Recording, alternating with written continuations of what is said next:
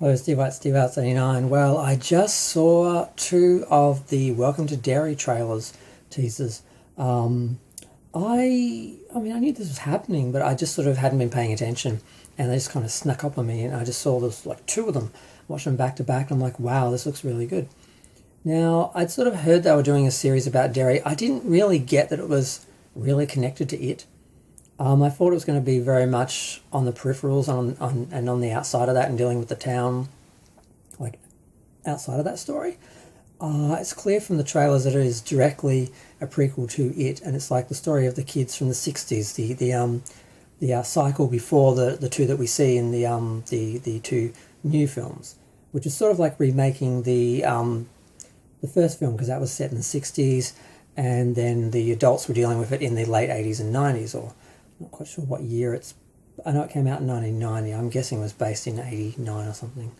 Um, but yeah, it looks good. It starts off with a black family moving into the town, so they're very much outsiders because of their race and because they're just new. So they're observing the town from the outside and they're seeing a lot of things that are quite odd and quite off. And it'll be interesting to see how they play that out. They look very likable. Um, the kids, there's obviously a whole new bunch of them.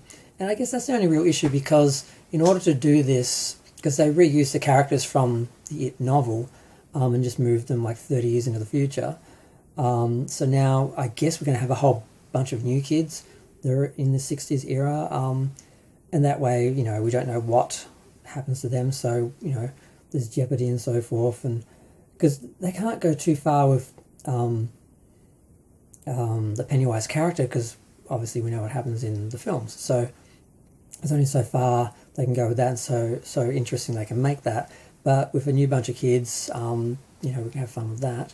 But I mean, the trailer starts off with a kid trying to hitchhike out of the town, and we see the kids just living in the town, going to the cinema, just riding around on their bikes, just being aware there's something wrong with the town, and just living in this sort of state of fear and this sort of community within the community, which I find really interesting. Which is what I liked about the original films. I always liked the idea of like communal terror and people sort of living through something together and dealing with something, as opposed to just usually horror movies just isolate one person, or you get a group of people and slowly isolate one person at a time and sort of knock them off. I find, I mean, it's interesting to do it otherwise as well. But yeah, what else is there about it? I mean, the setting looks great. They've obviously gone back to the same locations, so there's quality there, budget there. They're not just filming it in some, alley in like Canada and pretending like it's, the town that we saw in the movies. It looks like they went back on location.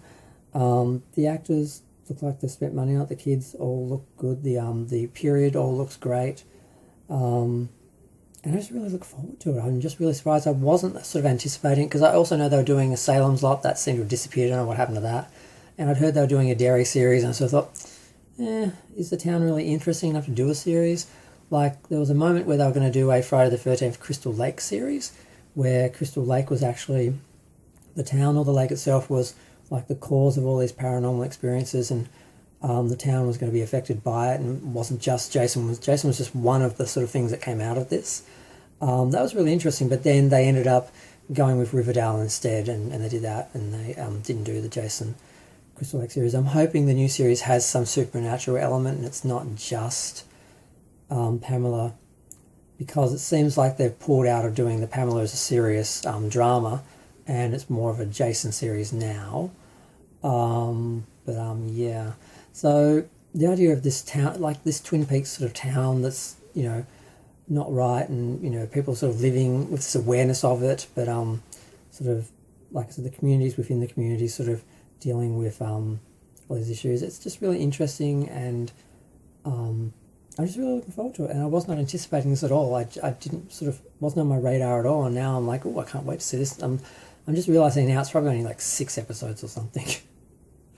But yeah, either way, I had to talk about it for a minute, so I'm going to go. Feel free to share, like, comment, subscribe. Let me know what you think. Let me know what you know about the series.